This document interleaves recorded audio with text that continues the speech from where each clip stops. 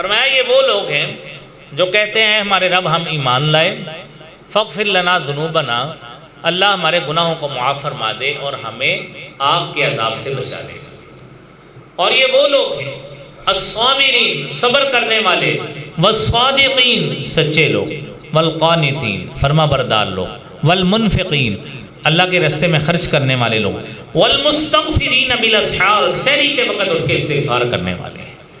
سوچئے اپنے اپنے گھروں میں ٹٹولیے، ہم ایک گھر میں اگر 4 5 7 لوگ ہیں، کتنے لوگ اٹھ کر سحری کے وقت استغفار کرتے ہیں، کتنے لوگ اٹھ کر اپنے رب کو مناتے ہیں۔ یہ تو ہماری صفت اللہ رب العالمین نے یہ قرآن میں بیان کی ہے کہ یہ وہ لوگ ہیں اللہ کے نیک بندے ہیں جو اس وقت اٹھ کر سحری کے وقت استغفار کرتے ہیں، اور اس وقت ہم گھوڑے بیچ کے سوئے ہوتے ہیں، کیا پتہ ہے فجر کی اذان کب ہوئی ہے، کب جماعت ہوئی ہے، اور کوئی 9 10 بجے اٹھتے ہیں، اس وقت اٹھ کے کوئی ناشتہ کر کے اپنے اپنے کاموں میں نکل جاتے ہیں۔ یہ عام دنوں کی روٹین ہے میرے بھائیوں، جو ہم 11 مہینے کرتے ہیں۔ رمضان میں اگر اللہ تعالی ہمیں کوئی صحیح رستہ دکھاتا ہے تو اس کے باوجود ہم اس پہ مستقل مزاجی اختیار کرنے کی بجائے دوبارہ وہی رستے کی طرف ڈگر پہ چل پڑتے ہیں جو پہلے تھے۔ اللہم صلی علی محمد وعلی آل محمد کما صلیت علی ابراہیم وعلی آل ابراہیم انک حمید مجید۔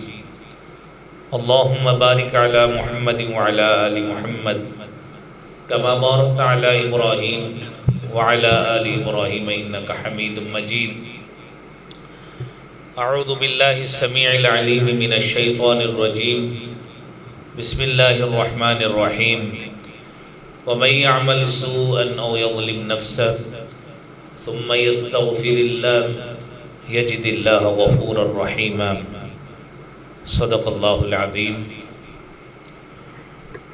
حمد و ثنا، تعریف، حمد، کبریائی اور بڑائی اللہ رب العالمین کی ذات کے لیے ہے۔ درود و سلام امام کائنات، امام المرسلین، شفیع المذنبین، رحمت للعالمین، جناب محمد الرسول اللہ صلی اللہ علیہ وآلہ وسلم کی ذات اقدس پر۔ حضرات محترم، اللہ احکم الحاکمین نے انسان کو دنیا میں ہدایت اور گمراہی دونوں رستوں کی نشاندہی کی ہے۔ انسان ہدایت کے رستے پہ چل جائے، نیکیاں کرے، اچھے اعمال کرے، اللہ کو راضی کرے، اللہ کو خوش کرے، اللہ کی خوشنودی کے اعمال کرے، اس کے نامہ اعمال میں بے بہا اللہ تعالیٰ اجر جو ہے وہ لکھ دیتے ہیں۔ زندگی گزارتے ہوئے بندہ مومن سے بھی بہت ساری غلطیاں ہو جاتی ہیں، کوتاہیاں ہو جاتی ہیں، اور اس لحاظ سے وہ بسا اوقات شرمندگی محسوس کرتا ہے، اور اس کے اندر یہ احساس آتا ہے کہ میں نے اپنے رب کو ناراض کیا ہے، مجھے اپنے رب کی طرف رجوع کرنا ہے۔ اور اس رجوع کرنے کا نام احساس پہلے پیدا ہوتا ہے کہ غلطی کی ہے، میں نے غلطی کی، احساس پیدا ہوا۔ جب احساس پیدا ہوا ہے تو اس احساس پیدا ہونے کے بعد اس نے اللہ کی طرف رجوع کیا، اور جب رجوع کیا ہے شریعت میں اس رجوع والے عمل کو توبہ کہا جاتا ہے۔ میرے عزیز بھائیوں، اس بات کا تعلق جو ہے وہ بندے اور اس کے رب کے درمیان ہوتا ہے، اور توبہ کا صرف یہی مطلب نہیں ہے کہ آپ معافی مانگیں، بلکہ یہ ایک عبادت ہے جس سے دل کی صفائی ہوتی ہے، روح کی تر و تازگی ہوتی ہے، اور جب بندہ استغفار کرتا ہے تو اس بندے کے ذہن میں یہ تصور اور احساس ہوتا ہے کہ میں اللہ رب العالمین کے قربت اختیار کر رہا ہوں، اور اس قربت کے ساتھ میرے دل کی پاکیزگی ہوگی، دل کی صفائی ہوگی، اللہ کی رحمت کی توجہ میں حاصل کروں گا، اور یہ ایسا عمل ہے جو صرف گناہ کے بعد حاصل نہیں ہوتا، بلکہ بندہ مومن کسی بھی وقت اللہ کی قربت حاصل کرنے کے لیے اللہ سے رجوع کرتا ہے، معافی مانگتا ہے۔ گناہ نہ بھی کیا ہو، یہ قربت کا بہترین ذریعہ ہے جب بندہ اپنے آپ کو ہیج بنا کر اپنے رب کے سامنے پیش کرتا ہے۔ لہذا ہم میں سے ہر شخص کو اس بات کا احساس ہونا چاہیے کہ اس کا خالق و مالک اللہ رب العالمین ہے، لہذا اس حوالے سے اس بندے نے اب محنت کرنی ہے اور اپنے رب کو جستجو کرتے ہوئے منانا ہے۔ یاد رہے کہ جب بندہ توبہ کرتا ہے، استغفار کرتا ہے، تو اس کے اثرات بھی ہوتے ہیں، فائدے بھی ہوتے ہیں۔ پہلا فائدہ یہ ہے کہ بندے کا توبہ کرنا اور استغفار کرنا یہ بلندی درجات کا باعث بنتا ہے۔ سورہ نصر 30واں سپارہ اللہ رب العالمین فرماتے ہیں فَسَبِّحْ بِحَمْدِ رَبِّكَ وَاسْتَغْفِرْ إِنَّهُ كَانَ تَوَّابًا، کہ آپ اپنے رب کی طرف آپ اس رب کی تسبیح بیان کیجئے اور اس سے استغفار کیجئے، توبہ کیجئے۔ إِنَّهُ كَانَ تَوَّابًا، وہ اللہ رب العالمین بہت زیادہ توبہ کو قبول کرنے والا ہے۔ میرے عزیز بھائیوں، دوسرا فائدہ یہ ہوتا ہے کہ جب بندہ توبہ اور استغفار اللہ رب العالمین سے کرتا ہے، آنے والا پیش آمدہ کوئی بھی عذاب، سزا یا آفت اگر اس پہ آنے والی ہے تو وہ استغفار کرنے سے ٹل جاتی ہے۔ یہ ضروری نہیں ہے کہ یہ توبہ اور استغفار انفرادی لحاظ سے ہو، یہ اجتماعی لحاظ سے بھی ہو سکتی ہے۔ من حیث القوم، پورے کے پورا آپ کا شہر، آپ کا پورے کا پورا ملک، اس کو احساس ہو کہ ہم نے اپنے رب کو ناراض کیا، اجتماعی طور پہ ہم اللہ رب العالمین کو منائیں، تو قرآن کریم میں حضرت یونس علیہ السلام کی قوم کی توبہ کا تذکرہ موجود ہے۔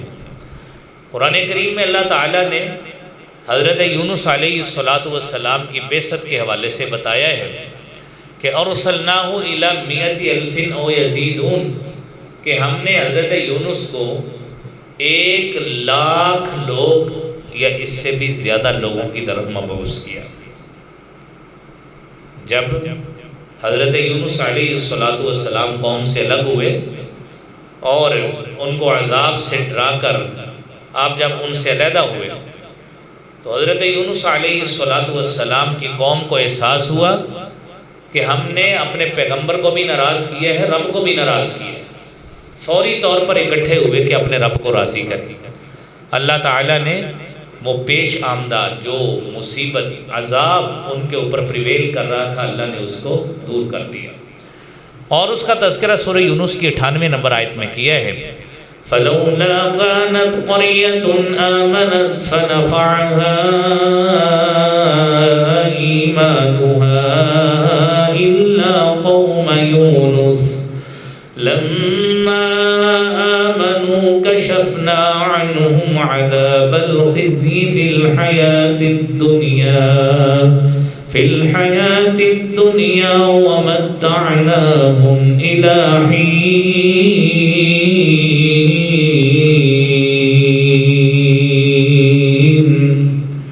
کیوں نہیں کوئی بستی ایمان لے کے آتی، یہ بستی والے ایمان لاتے، فَنَفَعَهَا إِيمَانُهَا، ان کا ایمان ان کو فائدہ دیتا، إِلَّا قَوْمَ یونس، یہ کام صرف قوم یونس نے کیا ہے۔ لما آمنوا، جب وہ ایمان لائے، کشفنا عنہم عذاب الخزي فی الحیاۃ الدنیا، ہم نے ان سے رسوائی والا عذاب ان سے دور کر دیا۔ ومتعناہم الی حین، اور ایک مدت تک اللہ تعالیٰ نے روئے زمین پر ان کی بقا کو رکھا اور ان کا وجود روئے زمین پر برقرار رکھا، انہیں عذاب سے دوچار نہیں کیا۔ میرے عزیز بھائیوں، استغفار اور توبہ کا جو تیسرا فائدہ ہے وہ یہ ہے کہ غموں سے نجات اور رزق میں اللہ رب العالمین اضافہ فرماتے ہیں۔ نبی کریم صلی اللہ علیہ وآلہ وسلم نے فرمایا ہے، سنن نبی داود کی 1518 نمبر حدیث ہے، اور رسول اللہ صلی اللہ علیہ وآلہ وسلم فرماتے ہیں من لزم الاستغفار جعل اللہ من کل ضیق مخرجا ومن کل ہم فرجا ویرزقہ من حیث لا یحتسب، جو شخص استغفار کو لازم پکڑ لیتا ہے، یعنی توبہ اور استغفار کے کلمات کثرت سے ادا کرتا ہے، وہ سمجھ لیتا ہے کہ میں تو اسی کے ذریعے اللہ رب العالمین کا قربت اختیار کر لی ہے۔ ہر نماز کے بعد جب فرصت ملتی ہے اسی وقت، اپنی مصروفیت کے وقت بھی، گھر میں ہو، دکان میں ہو، مارکیٹ میں ہو، احساس یہ رہتا ہے کہ اس استغفار کے ذریعے میں نے اللہ رب العالمین کی قربت اختیار کرنی ہے، تو میرے نبی محتشم جناب محمد رسول اللہ صلی اللہ علیہ وآلہ وسلم فرماتے ہیں آپ استغفار کو لازم پکڑے، 3 فائدے ہوتے ہیں۔ جعل اللہ من کل ضیق مخرجا، ہر تنگی سے نکلنے کا اللہ تعالیٰ راستہ بنا دیتے ہیں، ومن کل ہم فرجا، اور ہر غم سے، پریشانی سے اللہ تعالیٰ اس کو آپ سے دور کر دیتے ہیں۔ نمبر 3 وَيَرْزُقُهُ مِنْ حَيْثُ لَا يَحْتَسِبْ، اس استغفار کے نتیجے میں اللہ رب العالمین آپ کو ان ذرائع سے رزق عطا فرماتے ہیں جہاں سے آپ کو گمان بھی نہیں ہوتا۔ یہ اللہ رب العالمین اس بندے کے لیے یہ اہتمام کرتے ہیں جو بندہ اپنے رب کے تئیں تعلق بناتا ہے، اپنے رب کے ساتھ مراسم قائم کرتا ہے اس استغفار کے ذریعے۔ اور میرے عزیز بھائیوں، نبی کریم صلی اللہ علیہ وآلہ وسلم نے فرمایا کہ اس استغفار کرنے سے اگلا فائدہ یہ ہے کہ گناہ بھی مٹتے ہیں اور مشکلات سے نجات بھی ملتی ہے۔ سیدنا ابو بکر صدیق رضی اللہ تعالی عنہ روایت بیان کرتے ہیں، نبی کریم صلی اللہ علیہ وآلہ وسلم نے فرمایا ما اصر من استغفر وَإِنْ عَادَ فِي الْيَوْمِ 70 مرة، کہ ایک شخص جو استغفار اختیار کرے، یعنی اپنی عادت بنا لے استغفار کرنے کی، وہ اصرار کرنے والے لوگوں میں نہیں ہوتا، اس سے گناہ ہوتا ہے، وہ فوری اللہ کی طرف رجوع کرتا ہے، فوری توبہ کرتا ہے، لیٹ نہیں کرتا، فوری توبہ کرتا ہے۔ وہ اصرار جتنا مرضی کرے، خواہ ایک دن میں 70 مرتبہ بھی اس سے گناہ ہوتا ہے، وہ فوری رب کے در کی طرف لپکتا ہے، فوری لپکتا ہے، دیر نہیں لگاتا۔ میرے بھائیو، اللہ رب العالمین کو یہ بندہ بہت پسند ہوتا ہے کہ یہ بندہ خالق کو، مالک کو کبھی بھی اپنے ذکر میں بھولتا نہیں ہے۔ میرے بھائیو، یہی تذکرہ اللہ رب العالمین نے قرآن کریم میں سورہ نساء میں کیا ہے، اور ہمارے لیے یہ ادب بھی سکھایا ہے کہ توبہ کا ادب یہ ہے کہ آپ نے کام یہ کرنا ہے کہ جب بھی غلطی ہو جائے اس میں توبہ کرنے میں دیر نہیں لگاتے، یہ نہیں سوچتے کہ ابھی تو رات 27ویں تھی، اس میں لمبی ساری ہم نے دعا کی تھی تو ہمارے گناہ معاف ہو گئے ہیں، اب جو کریں گے اگلے سال دیکھیں گے، ایک اور لمبی ساری دعا میں کسی مسجد میں جائیں گے، وہاں پہ جا کے دعا کریں گے۔ میرے بھائیو، یہ مومن کا شیوا نہیں ہے۔ مومن کا شیوا کیا ہے؟ انما التوبة على الله للذين يعملون السوء بجهالة ثم يتوبون من قريب فأولئك يتوب الله عليهم وكان الله عليما حكيما۔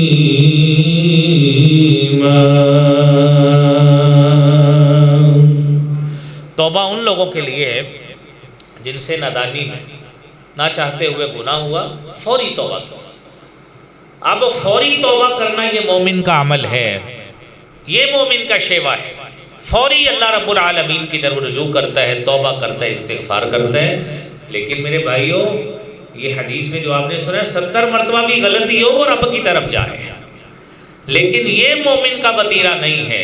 وَلَيْسَتِ التَّوْبَةُ لِلَّذِينَ يَعْمَلُونَ السَّيِّئَاتِ حَتَّى إِذَا حَضَرَ أَحَدَهُمُ الْمَوْتُ قَالَ إِنِّي تُبْتُ الْآنَ وَلَا الَّذِينَ يَمُوتُونَ وَهُمْ كُفَّارٌ أُولَئِكَ أَعْتَدْنَا لَهُمْ عَذَابًا أليما۔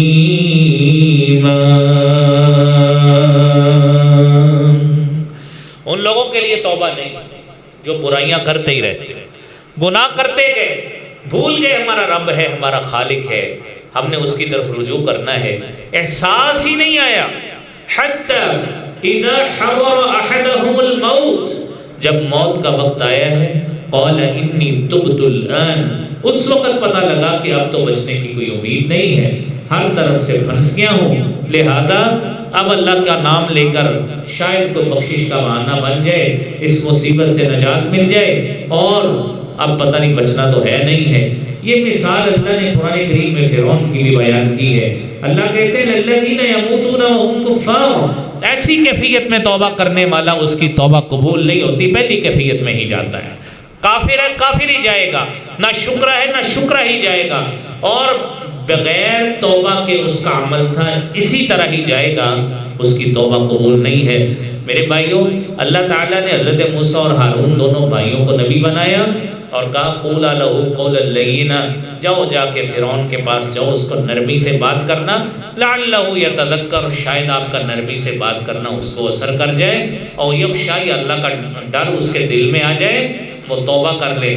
نہیں باز آیا، ساری زندگی حضرت موسیٰ کو بھی تنگ کیا، حضرت ہارون کو بھی تنگ کیا، پوری بنی اسرائیل کو تنگ کیا، لیکن جب اللہ کے حکم سے حضرت موسیٰ علیہ السلام کو اللہ نے نجات عطا فرما دی، اور وہ اپنے دریا سے نکل کر دونوں سائیڈوں پہ پانی ہو گیا، آپ بڑے آرام سے نکل گئے، فرعون نے بھی تعاقب کیا، تو اللہ نے قرآن میں اس کا تذکرہ کیا ہے سورہ یونس میں، وَجَاوَزْنَا بِبَنِي إِسْرَائِيلَ الْبَحْرَ فَأَتْبَعَهُمْ فِرْعَوْنُ وَجُنُودُهُ بَغْيًا وَعَدْوًا حَتَّى إِذَا أَدْرَكَهُ الْغَرَقُ قَالَ آمَنْتُ أَنَّهُ لَا إِلَهَ إِلَّا الَّذِي آمَنَتْ بِهِ بَنُو إِسْرَائِيلَ وَأَنَا مِنَ الْمُسْلِمِينَ۔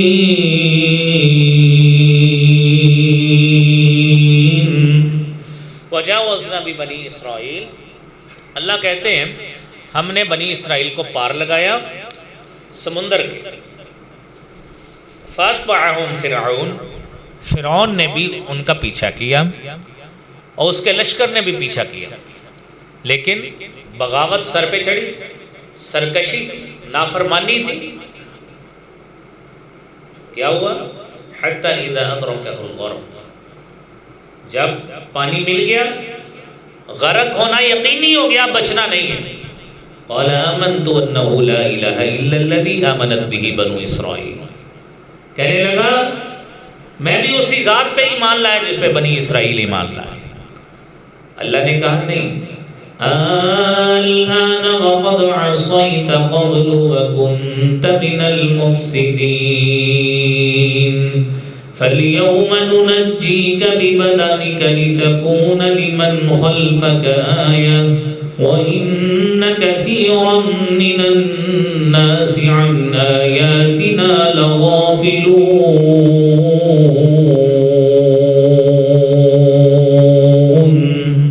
اب توبہ کرنے آ رہے ہیں، ساری زندگی تو نے اپنے رب کو ناراض کیا، نہیں اب توبہ نہیں ہوگی۔ وَقَدْ عَصَيْتَ قَبْلُ، آپ نے نافرمانی کی، اس سے قبل ساری زندگی فساد بپا کیے رکھا، تو آیا ہے رب کے پاس اتنا ریلیف دے دیتے ہیں، فَالْيَوْمَ نُنَجِّيكَ بِبَدَنِكَ، وہ ریلیف بھی کس طرح کہ تیرے بدن کو نجات دیں گے، لِتَكُونَ لِمَنْ خَلْفَكَ آيَةً، تیرا بدن تیرا جسم صحیح سلامت رہے گا، تاکہ ساری زندگی لوگ آ کے اس کو عبرت کے طور پہ دیکھیں، جس نے رب کی نافرمانی کی، اس کے محبوب پیغمبروں کو تنگ کیا ہے، اس کا حال یہ ہوا۔ میرے عزیز بھائیوں، اس لیے یہ مثال اس لیے دی، آج صحت موجود ہے، سلامتی موجود ہے، اس وقت کے آنے سے پہلے پہلے ہمیں اپنے رب کی طرف رجوع کرنا چاہیے، قبل اس کے کہ ہمارا جسم اس قابل نہ رہے کہ نہ ہم بستر سے اٹھ سکے، ہمارا جسم حرکت نہ کر سکے، اس وقت ایڑیاں رگڑ کر، اس وقت تو چارہ کوئی نہیں ہے، کر کچھ نہیں سکتے، پیسہ کما نہیں سکتے ہوں گے، جائیدادیں خرید نہیں سکتے ہوں گے، سہولیات زندگی کی چیزیں حاصل نہیں کر سکتے، زبان پہ ہر چیز رکھ کر کھا نہیں سکتے، پرہیز شروع ہو جائیں گے، اس وقت میرے بھائیوں کر کے کیا فائدہ ہے؟ اس لیے اللہ کے نبی صلی اللہ علیہ وآلہ وسلم نے فرمایا ہے نا، سبعۃ یظلھم اللہ یوم لا ظل الا ظلہ، 7 خوش نصیب بندے ایسے ہیں جنہیں اللہ رب العالمین قیامت کے روز عرش کا سایہ نصیب فرمائیں گے، جس دن سوائے عرش کے سائے کے کوئی بھی سایہ نہیں ہوگا۔ اس میں دوسرا آدمی وہ ہے رجل شاب نشأ فی عبادت اللہ، ایسا نوجوان آدمی جس کی نشو و نما ہی اللہ کی عبادت پہ ہوئی ہے، نماز پڑھتا ہے، روزے رکھتا ہے، اللہ سے ڈرتا ہے، استغفار کرتا ہے، ہر وقت اس کی زبان پہ اللہ کا نام یاد رہتا ہے، کاروبار کرتا ہے، بار بار یہی رہتا ہے میں نے دھوکہ کیا میرا رب مجھے دیکھتا ہے، کسی کے ساتھ کذب بیانی کی میرا رب مجھے دیکھتا ہے، فراڈ کیا میرا رب دیکھتا ہے، تولنے میں کمی کرنے لگا ہوں نہیں میرا رب دیکھتا ہے میں نے نہیں کرنی، میرے رب نے منع کیا ہے، کسی کے ساتھ کوئی غلط کام نہیں کرتا، یہ ساری اللہ کی یاد کی میرے بھائیوں مثالیں کہ آپ اللہ سے ڈر کر ہر کام سے بچے ہیں۔ میرے نبی صلی اللہ علیہ وسلم فرماتے ہیں آپ کا یہ عمل عبادت میں شمار ہوگا کیونکہ اللہ کا خوف آپ کے دل میں موجود ہے، لہذا اس بنا پہ اللہ تعالیٰ آپ کو قیامت کے روز عرش کا سایہ نصیب فرمائیں گے۔ میرے عزیز بھائیوں اللہ کریم ہمیں بھی ان خوش نصیبوں میں شامل فرمائے۔ میرے عزیز بھائیوں استغفار ایسا عمل ہے، توبہ ایسا عمل ہے کہ کوئی دنیاوی کام بھی کرنا ہو نا، دنیاوی کام اس میں بھی میرے بھائیوں پہلے اپنے رب سے معافی مانگ لیں، پہلے اپنے رب سے معافی مانگیں کہ اللہ پتہ نہیں میں اس کے لائق بھی تھا کہ نہیں، تو نے کتنا بڑا انعام اور ذمہ داری مجھے دینے لگے، حتیٰ کہ آپ نئی دکان شروع کرنے لگے، نئی فیکٹری شروع کرنے لگے، نیا کوئی سٹیچنگ یونٹ لگانے لگے، ایمبرائڈری یونٹ لگانے لگے، آپ کے مطلب کی بات کر دیتے ہیں۔ اللہ کریم آپ سب کو یہ چیزیں عطا فرمائے۔ اللہ تعالیٰ آپ کے لیے بیش بہا دنیاوی خزانے بھی کھولے، نیکیوں کے خزانے بھی اللہ کھول دے۔ میرے عزیز بھائیوں جس کی ایک دکان ہے اللہ تعالیٰ اگلے سال اس کی 2 کر دے، جس کے ایک مکان ہے اللہ 2 کر دے، جس کی اولاد اچھی نہیں اللہ اس کی اولاد کو اچھا بنا دے، ہم تو دعا کر دیں۔ لیکن میرے بھائیوں ہر معاملے میں پہلے استغفار اللہ تعالیٰ سے کریں۔ قرآن کریم میں مثالیں اللہ تعالیٰ نے بڑی پیاری ہمارے لیے بیان کی ہیں، کاش کوئی سمجھنے والا ہو۔ حضرت سلیمان علیہ السلام اللہ کے محبوب پیغمبر ہیں جنہیں اللہ تعالیٰ نے پوری کائنات کی حکمرانی عطا فرمائی۔ جب اللہ تعالیٰ نے حکمرانی عطا فرمانا تھی، یہ میں آج ان بھائیوں کے لیے بھی عرض کرتا چلوں جو ٹی وی پہ بیٹھ کر خالی کمروں میں بیٹھ کر یہ بات کہتے ہیں کہ ملوکیت اسلام میں نہیں ہے۔ میرے عزیز بھائیوں جہالت کا بھی کوئی سرا نہیں ہوتا۔ حضرت سلیمان علیہ السلام اللہ سے بادشاہت مانگ رہے ہیں، رب هب لی ملکا لا ينبغی لأحد من بعدی، اللہ مجھے ایسی بادشاہت نصیب فرما جیسی بادشاہت میرے بعد کسی کو بھی نہ دینا، اتنی بڑی بادشاہت عطا فرما۔ تو اللہ رب العالمین نے قرآن میں حضرت سلیمان کا تذکرہ سورہ صاد کی 35 نمبر آیت میں فرمایا ہے۔ وہ کس طرح پہلے استغفار کیا، قال رب اغفر لی وهب لی ملکا لا ينبغی لأحد من بعدی انک انت الوہاب۔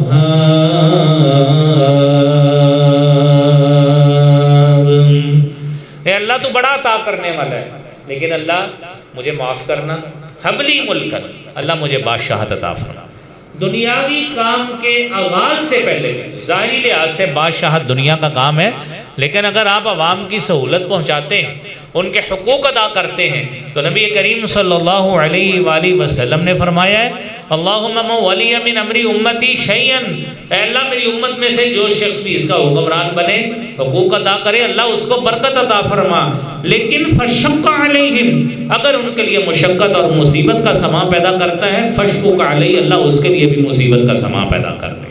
تو اس لیے میرے بھائیوں یہ ظاہری لحاظ سے حکمرانی جو ہے وہ دنیاوی چیز ہوتی ہے، لیکن آپ اگر حقوق کی پاسداری کریں، شرعی قوانین کے مطابق اس کو عمل کریں اور گورننس اس طرح کریں جو نبی کریم صلی اللہ علیہ وآلہ وسلم نے اصول بتائے ہیں، آپ کا حکمرانی کرنا بھی اللہ کے ہاں عبادت لکھا جائے گا۔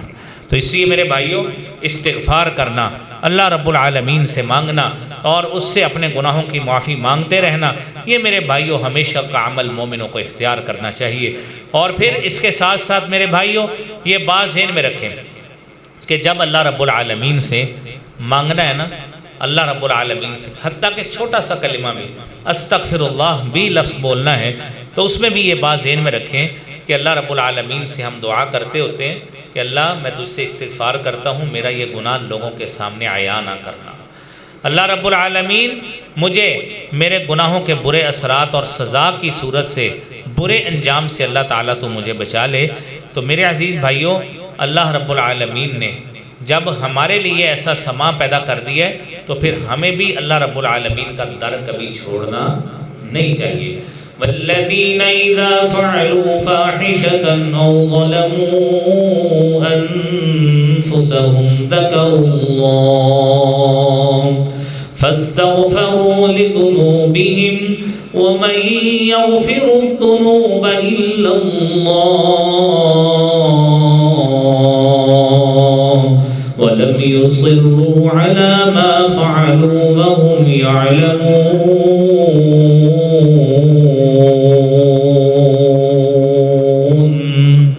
وَالَّذِينَ إِذَا فَعَلُوا فَاحِشَةً، مومن وہ لوگ ہیں جب ان سے کوئی بے حیائی کا ارتکاب ہو جاتا ہے اور کسی غلط کام کا ارتکاب ہو جاتا ہے، اور ظلموا انفسہم، اپنی جانوں پہ ظلم کرتے ہیں، ذکروا اللہ، اللہ کو یاد کرتے ہیں، اللہ کی طرف رجوع کرتے ہیں، فاستغفروا لذنوبہم، اپنے گناہوں کی معافی مانگتے ہیں۔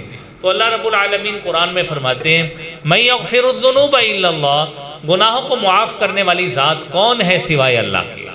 اور حقیقی بات ہے کسی مومن بندے کے لیے اللہ کی رحمت کے علاوہ کوئی چارہ کار ہی نہیں، اس کو معاف کرنے والا بھی اللہ ہے، اس کو سزا دینے والا بھی اللہ ہے، اور معافی کرنے پر قدرت بھی صرف ایک ہی ذات رکھتی ہے جسے اللہ رب العالمین کہتے ہیں۔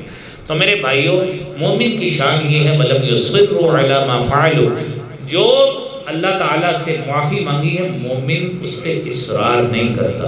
ایک مرتبہ چوری کر لی، مال کسی کو واپس کر دیا، اللہ سے معافی مانگ لی، پھر چوری کر لی، مومن اصرار نہیں کرتا۔ یہ مومن کی نشانی بتائی ہے، اصرار نہیں کرتا، کنسسٹنٹ ایک غلط کام پہ نہیں ہوتا۔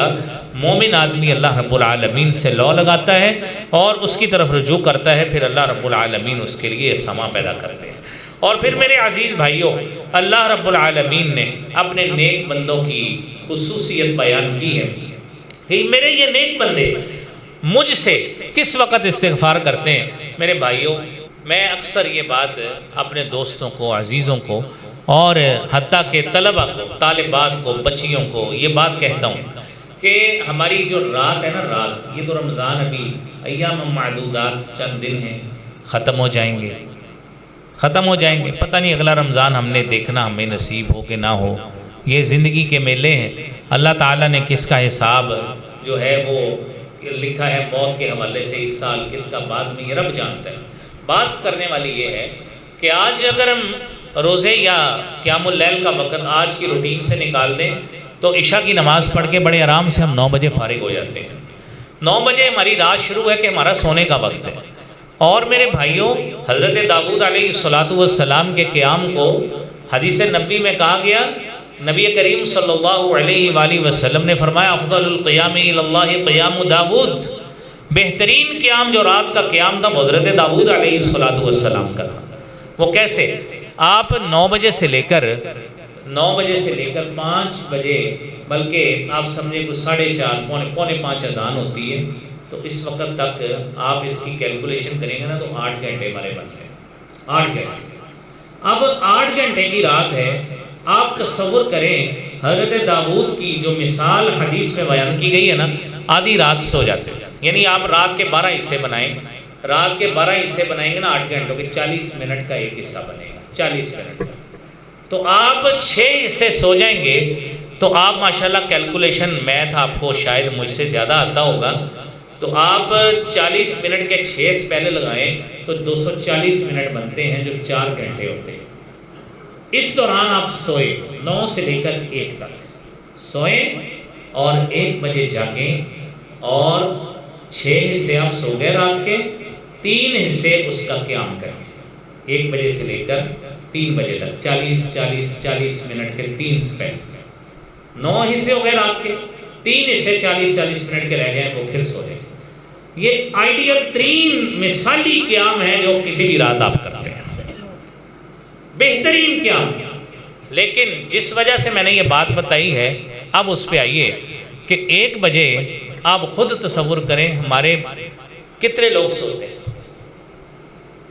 1 بجے تک ابھی موبائل سیدھے پدرے کر کے ابھی بھی چیک کر رہے ہوتے ہیں کہ اور بھی چیک کر لیں شاید کوئی نیا ویڈیو، نیا سٹیٹس، کوئی نئی ٹک ٹاک، کوئی نئی چیز آ گئی ہو. بسترے پہ پڑے یہ کام کر رہے ہوتے ہیں.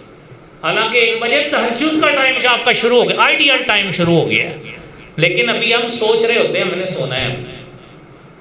کہاں پہ ہمارا قیام، کہاں پہ فجر کی فرض نماز کدھر گئی ہمیں پتہ ہی کچھ نہیں. اور آپ یہ اپنی فوڈ سٹریٹس میں یا مین بلوارڈ ایریا میں نکل جائیں تو آپ وہاں پہ جا کے دیکھیں گے ابھی ان کا دن چڑھا ہوا ہے. 1 بجے ان کو پتہ بھی نہیں ہوتا کہ ہماری رات ہوئی. آج آپ نکل کے دیکھ لیں، یعنی احساس ہی نہیں ہے کہ یہ وہ وقت ہے جس کے بارے میں اللہ نے سورہ آل عمران میں فرمایا ہے الذین یقولون ربنا اننا آمنا فاغفر لنا ذنوبنا وقنا عذاب النار الصابرین والصادقین والقانتین والمنفقین والمستغفرین بالاسحار.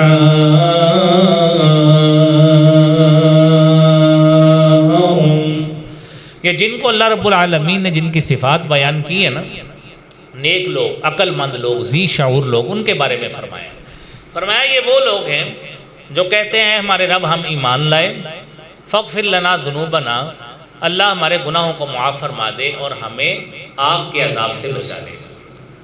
اور یہ وہ لوگ ہیں الصابرین، صبر کرنے والے، والصادقین، سچے لوگ، والقانتین، فرما بردار لوگ، والمنفقین، اللہ کے راستے میں خرچ کرنے والے لوگ، والمستغفرین بالاسحار، سحری کے وقت اٹھ کے استغفار کرنے والے ہیں. سوچئے اپنے اپنے گھروں میں ٹٹولیے. ہم ایک گھر میں اگر 4 5 7 لوگ ہیں، کتنے لوگ اٹھ کر سحری کے وقت استغفار کرتے ہیں؟ کتنے لوگ اٹھ کر اپنے رب کو مناتے ہیں؟ یہ تو ہماری صفت اللہ رب العالمین نے یہ قرآن میں بیان کی ہے کہ یہ وہ لوگ ہیں اللہ کے نیک بندے ہیں جو اس وقت اٹھ کر سحری کے وقت استغفار کرتے ہیں. اور اس وقت ہم گھوڑے بیچ کے سوئے ہوتے ہیں، کیا پتہ ہے فجر کی اذان کب ہوئی ہے، کب جماعت ہوئی ہے. اور کوئی 9 10 بجے اٹھتے ہیں، اس وقت اٹھ کے کوئی ناشتہ نوشتہ کر کے اپنے اپنے کاموں میں نکل جاتے ہیں. یہ عام دنوں کی روٹین ہے میرے بھائیوں جو ہم 11 مہینے کرتے ہیں. رمضان میں اگر اللہ تعالی ہمیں کوئی صحیح رستہ دکھاتا ہے تو اس کے باوجود ہم اس پہ مستقل مزاجی اختیار کرنے کی بجائے دوبارہ وہی رستے کی طرف ڈگر پہ چل پڑتے ہیں جو پہلے تھے. میرے بھائیوں ادھر نیکی کی طرف آئیے، استغفار کی طرف آئیے، توبہ کی طرف آئیے. میرے عزیز بھائیوں، اللہ رب العالمین نے یہی صرف سورہ زاریات میں بیان کی ہے ان المتقین فی جنات وعیون آخذین ما آتاهم ربهم انہم كانوا قبل ذلك محسنین كانوا قليلا من الليل ما يهجعون وبالأسحار هم يستغفرون.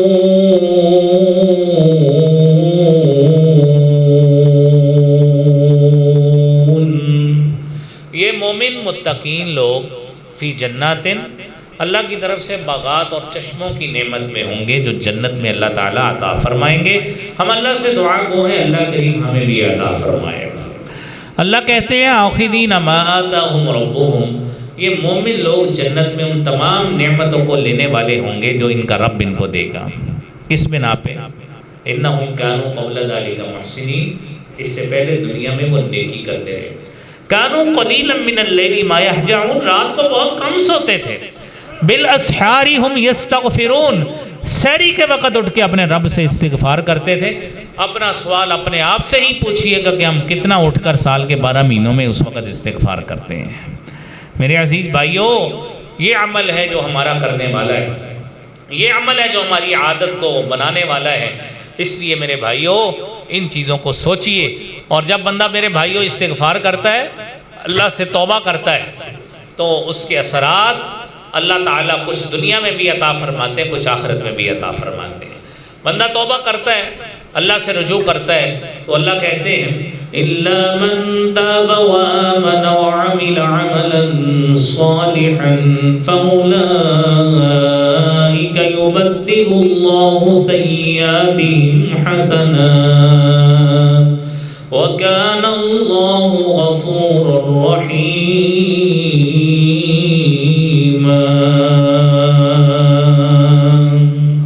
میرے بھائیوں، جو توبہ کرتا ہے خلوص نیت سے، توبہ نصوح کرتا ہے، توبہ کرنے کے بعد نیک عمل اس نے شروع کر دی ہے، برے عمل چھوڑ دی، اللہ سے توبہ کی شرائط کے مطابق اس نے توبہ کی، نیک عمل شروع کر دی، میرا خالق و مالک اعلان کرتا ہے اولئک یبدل اللہ سیئاتہم حسنات۔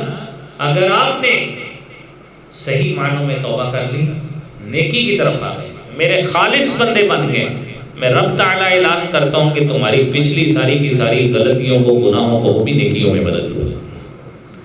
لیکن میرے بھائیوں، یہ اس کے لیے ہے جو توبہ نصوح کرتا ہے۔ توبہ نصوح یہ ہوتی ہے کہ جو عمل ایک مرتبہ برا کر لیا وہ دوبارہ نہیں کرتی ہوتی، وہ دوبارہ نہیں کرتی، وہ نیکیاں وہ کہیں ضائع نہ کروا بیٹھنا۔ میرے عزیز بھائیوں اس بات کو سمجھیے۔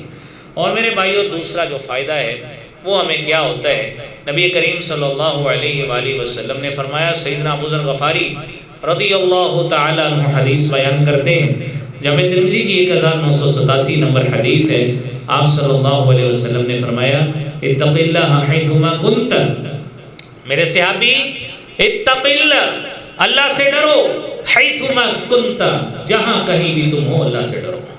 یہ اللہ کا ڈر صرف مسجد میں نہیں ہونا چاہیے کہ واعظ ہو رہا ہے الحمدللہ سبحان اللہ ماشاءاللہ جناب لا حول ولا قوت الا باللہ، بڑا اثر ہو رہا ہے، لیکن جیسے یہاں سے نکلیں کدھر مسجد، کدھر واعظ، کدھر تبشیر کی آیتیں، کدھر انذار کی آیتیں، سب کچھ بھول گیا۔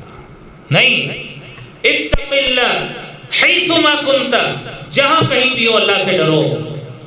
گھر میں بیٹھے اللہ سے ڈرو، اولاد میں بیٹھے، بیوی بچوں میں بیٹھے، اللہ کا ڈر آپ کے دل سے دماغ سے جانا نہیں چاہیے۔ کاروبار پہ بیٹھے، فیکٹری میں بیٹھے، نوٹ ہاتھ میں پکڑے، کما رہے ہیں، یہ ذہن میں رکھیں اللہ تعالیٰ ہمیں دیکھ، کوئی فراڈ دھوکہ کیا کسی کے ساتھ، دغا بازی کرنے کی کوشش کی، اور پنجابی میں کہتے ہیں دور شہر بننے کی کوشش کی، اللہ دیکھ رہا ہے۔ یہ حرکتیں یہ چھوڑ دیں، اور یہ حرکتیں چھوڑنا پڑیں گی کہ راتوں رات امیر ہو کر لوگوں کو دھوکہ دے کر پیسے کمائیں۔ کاروبار یہ ہوتا ہے، یہ کاروبار نہیں ہے، فراڈ ہوتا ہے۔ میرے عزیز بھائیوں، نبی کریم صلی اللہ علیہ وسلم نے فرمایا اتق اللہ حیثما کنت، جہاں کہیں بھی اللہ سے ڈرتے ہو۔ پھر اس کے بعد دوسرے نمبر پہ کیا کرنا ہے، وَأَتْبِعِ السَّيِّئَةَ الْحَسَنَةَ تَمْحُوهَا، کوئی برائی ہو جاتی ہے فوری اس کے بعد نیکیاں شروع کر دو، برائی کو چھوڑ دو۔ آپ کا نیکیوں کا تسلسل آپ کی برائی کو ختم کر دے گا۔ وَخَالِقِ النَّاسَ بِحُسْنٍ خُلُقٍ، اور لوگوں کے ساتھ اچھے اخلاق سے ملو۔ میرے عزیز بھائیوں، مومن کو یہ اس چیز کا حکم دیا گیا ہے۔ میرے عزیز بھائیوں، جب ہم استغفار کرتے ہیں، میرے عزیز دوستوں اور بھائیوں، سیدنا موسیٰ علیہ السلام کوئی غلطی بھی نہیں تھی، کچھ تھا بھی نہیں، ظاہری لحاظ سے صرف یہی کہا اللہ تعالیٰ میں نے آپ کو دیکھنا ہے، میں نے اللہ آپ کو دیکھنا ہے۔ تو اللہ نے کہا لن ترانی، آپ مجھے دیکھ نہیں سکتے، میں نور ہوں، آپ انسان ہیں، انسان نور کو نہیں دیکھ سکتا۔ کلیم اللہ آپ کی صفت ہے، دور پہاڑ پہ آتے ہیں، میری آپ سے گفتگو ہو جاتی ہے، بہت ہے۔ موسیٰ نے کہا نہیں دیکھنا ہے۔ 9ویں سپارے میں سارا واقعہ موجود ہے۔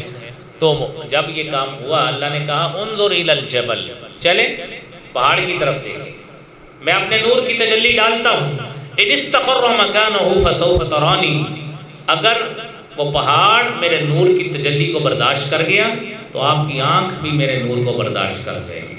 لیکن کیا ہوا، فلما تجلى ربه للجبل جعله دكا وخر موسى صعقا، جب اللہ نے نور کی تجلی ڈالی پہاڑ ریزہ ریزہ ہو گیا، موسیٰ علیہ السلام یہ منظر دیکھ کر بے ہوش ہو گئے۔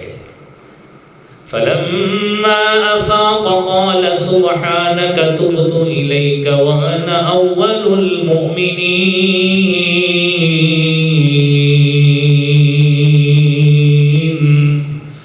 جب افاقہ ہوا، ہوش آیا، کہنے لگے تب تو الیک، اللہ آپ کی طرف رجوع کرتا ہوں، توبہ کرتا ہوں۔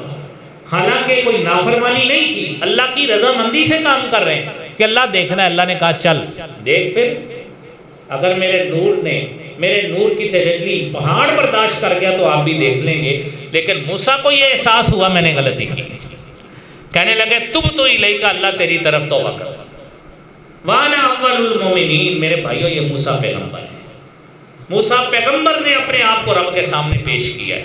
میرے بھائیوں کہنے لگے تب تو الیک، اللہ رجوع کرتا ہوں، دوبارہ اسی کیفیت میں آئندہ نہیں کہتا۔ یہ آئندہ نہ کرنے کا عہد استغفار اور توبہ ہوتا ہے۔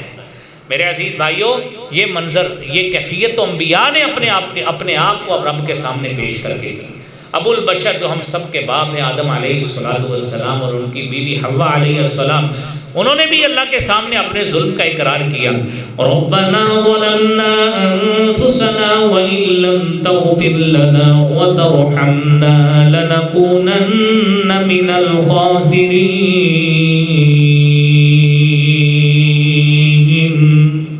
اے ہمارے رب، ہم نے اپنے جان پہ ظلم کیا، اللہ تو نے معاف نہ کیا، ہم خسارہ پانے والوں میں سے۔ ابو البشر نہیں ذہن میں آیا اللہ نے تو مجھے فرشتوں سے سجدہ کروایا اور میں تو بہت اعلیٰ چیز ہوں، نہیں، ہمیں یہ احساس کروایا ہے کہ ابو البشر ہونے کے ناطے بھی اگر غلطی ہوتی ہے تو رجوع کس کی طرف کیا جاتا ہے؟ اللہ کی طرف۔ سیدنا نوح علیہ السلام، قرآن کریم میں آتا ہے لبث فیہم الف سنۃ الا 50 عاما، کہ 950 سال میرے بھائیوں اپنی قوم میں ٹھہرے۔ کتنے؟ 950 سال، 950 سال، 50 کم 1000 سال ٹھہرے۔ لیکن اینڈ کیا ہوا ہے؟ جب قوم تباہ ہونے لگی تو کہنے لگے اللہ میرا بیٹا میرے اہل میں سے۔ اللہ نے کہا انہ لیس من اہلک، یہ آپ کا نہیں، آپ کا ہوتا تو آپ کے ساتھ سوار ہو جاتا، ایمان لے آتا۔ انہ عمل غیر صالح، اس نے صحیح عمل نہیں کیا۔ اللہ نے کہا لا تسألنی ما لیس لک بہ علم انی اعظک ان تکون من الجاہلین۔ اے نوح، میں آپ کو نصیحت کرتا ہوں کہیں جو حلا میں شمار نہ کروا لینا، دوبارہ مجھ سے سوال نہیں کرنا۔ فوری نوح کو احساس ہوا تو کیا کیا؟ قال رب انی اعوذ بک ان اسألک ما لیس لی بہ علم وَإِلَّا تَغْفِرْ لِي وَتَرْحَمْنِي أَكُن مِّنَ الْخَاسِرِينَ۔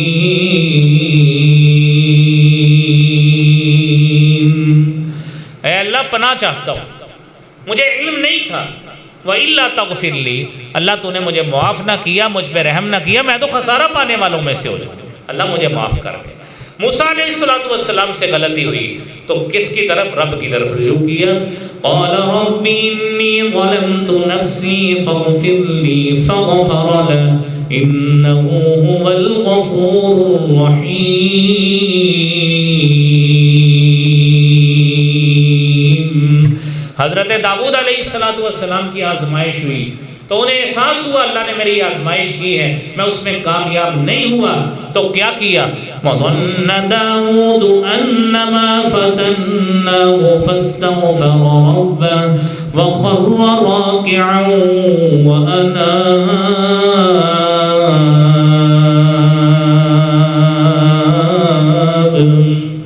حضرت داؤد نے سوچا میری آزمائش ہوئی، میں کامیاب نہیں ہوا، اللہ سے رجوع کیا، استغفار کیا۔ اللہ کو حضرت داؤد کی عادت اتنی پسند آئی، اللہ نے قرآن کا حصہ بنا کر سورہ سوال میں ہمارے لیے واجب کر دیا، جب بھی آیت پڑھو گے سجدہ کر کے جانا ہے، کیونکہ حضرت داؤد نے کیا تھا۔ میرے عزیز بھائیوں، ہر نبی اللہ کی طرف رجوع کرتا ہے، ہر نبی اللہ کی طرف رجوع کرتا ہے۔ مچھلی والے حضرت یونس کا تذکرہ لا الہ الا انت سبحانک انی کنت من الظالمین، سب کو آپ کو تقریباً دعا آتی ہے۔